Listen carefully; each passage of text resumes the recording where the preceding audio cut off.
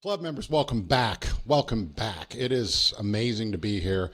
I'm excited to talk today in particular because, as you know, on issues of politics, I could not be more clear. I do not give a shit if a candidate is Democratic or Republican. I don't care. The number one criteria for me is that person a multicultural club member? Does that person have multicultural grandchildren? Does that person have multicultural children? Is that person multicultural? We have to act collectively. I've said it over and over again. I talked about Colin Allred, who's running for the Senate in Texas, but I've also talked about Kamala Harris and the importance of supporting a multicultural candidate. Yesterday, proof of that premise was on full display on the Fox News interview with Baer and Kamala Harris. Kamala Harris is being interviewed by Baer. One of the things I say over and over about being multicultural is we have a unique ability to navigate difficult situations. We do it better than most because that's lots of our lives have been spent connecting one community to another community and doing it in a way that makes sense. We're just better at communicating. We're better at navigating situations. Kamala Harris in this interview did some stuff that was amazing to me. And I admit, and I've said it before, I was never a big Kamala Harris fan. I'm from LA. I disagree with much of what she did as the Attorney General. 99% of the reason I'm supporting her is because she's multicultural. Yesterday, she did some things that I thought were pretty amazing in this interview with Baer, and I want to share them with you because it's important. And what we're always going to do in this podcast is talk about us and talk about what's important. And what happened yesterday in this interview was pretty cool. Kamala Harris, I think, displaying characteristics that are unique to multicultural people. One of them is the first part of this interview. Baer tries to set her up and get her to speak negatively about those people supporting former President Trump. It was cool because one of the first things she talks about is something that I say repeatedly, which is we are more alike than we're not alike. And so let me play this for you and we'll come back and talk a little bit about it. But again, don't view this from the context of whether she's a Democrat or Republican. View it from the context. Is she multicultural? Is that someone that I can support? Is that someone that I should support? You should. But here's substantively some pretty good reasons to do so. Those plans in recent days, your campaign slogan is a new way forward, and it's time to turn the page. You've been vice president for 3.5 years. So what are you turning the page from? Well, first of all, turning the page from the last decade in which we've been burdened with the kind of rhetoric coming from Donald Trump that has been designed and implemented to divide our country and have Americans literally point fingers at each other. Rhetoric and an approach to leadership that suggests that the strength of a leader is based on who you beat down instead of what we all know. The strength of leadership is based on who you lift up. The strength of an...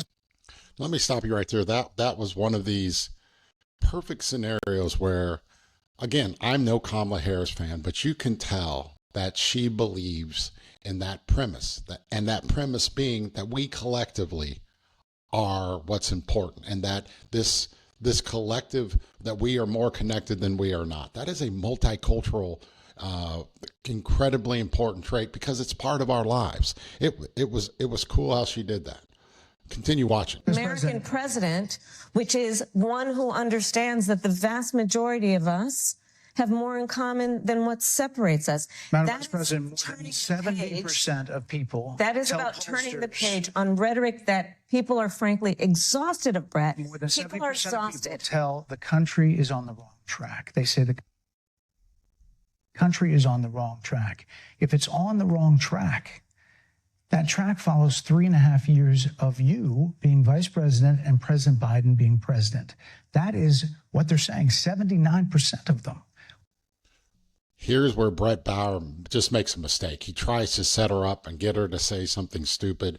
And because she's multicultural, again, we're used to to looking beyond questions and thinking about what is this person really trying to say. But watch this. She's amazing. And this is great. And this, frankly, is, again, just a multicultural characteristic, an ability to tie people together based upon substantive likeness as opposed to perceived differences. Why are they saying that? If you're turning the page, you've been in office for 3.5 years.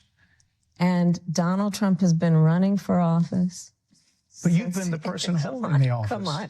Madam You Vice and I President. both know what I'm talking about. You and I both know what I'm talking about. I actually don't. What are you talking about? What I'm talking about is that over the last decade, But you're people the have lever of become, power. but listen, over the last decade, it is clear to me, and certainly the Republicans who are on stage with me, the former chief of staff to the president, Donald Trump, former defense secretaries, national security advisor, and his vice president, one that he is unfit to serve, that he is.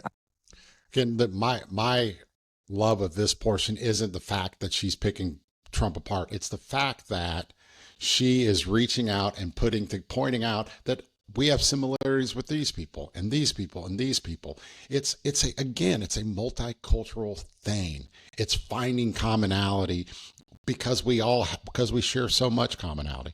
But it continues. Unstable, that he is dangerous, and that people are exhausted with someone who professes to be a leader who spends full time demeaning and engaging in personal grievances and it being about him instead of the American people. People are tired of that. If that's the case, why is half the country supporting him? Why is he beating you in a lot of swing states? Why, if he's as bad as you say, that half of this country is now supporting this person who could be the 47th president of the United States? Why is that happening? This is an election for president of the United States. It's not supposed to be easy. I know, but It's not supposed to be. It is not supposed to be a cakewalk. So are they misguided, the 50%? That's the one. He tries to set her up, and watch what she does. This is multicultural, just fabulousness, multicultural. I understand where you think you're going, but let me give this right back to you. Watch this. Listen, Are they stupid? What is God, it? I would never say that about the American people. And in fact, if you listen to Donald Trump, if you watch any of his rallies, he's the one who tends to demean and belittle and diminish the American people. He's the one who talks about an enemy within it.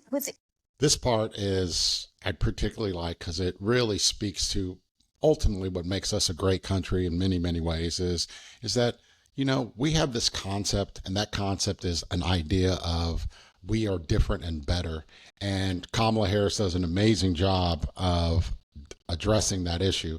And I love this, again, not because she's a Democrat, but because this is an extraordinary statement of what it is to be an American. And Kamala Harris, Multicultural Club member, knocks it out of the park. An enemy within, talking about the American people, suggesting he would turn the American military on the American people. We asked that question to the former president today. Harris Faulkner had a town hall, and this is how he responded.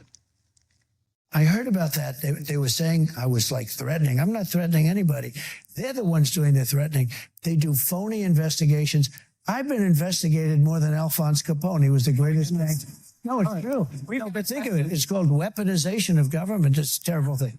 So, Brett, I'm sorry, and with all due respect, that clip was not what he has been saying about the enemy within that he has repeated when he's speaking about the American people. That's not what you just showed. he was asked about that specific. That's not what you just showed. In all fairness and respect to That was the you, question that we asked him. you didn't show that. And here's the bottom line. He has repeated it many times. And you and I both know that.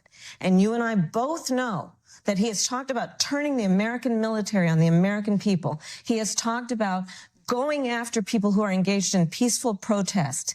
He has talked about locking people up because they disagree with him. This is a democracy. And in a democracy, the president of the United States, in the United States of America, should be willing to be able to handle criticism without saying he'd lock people up for doing it.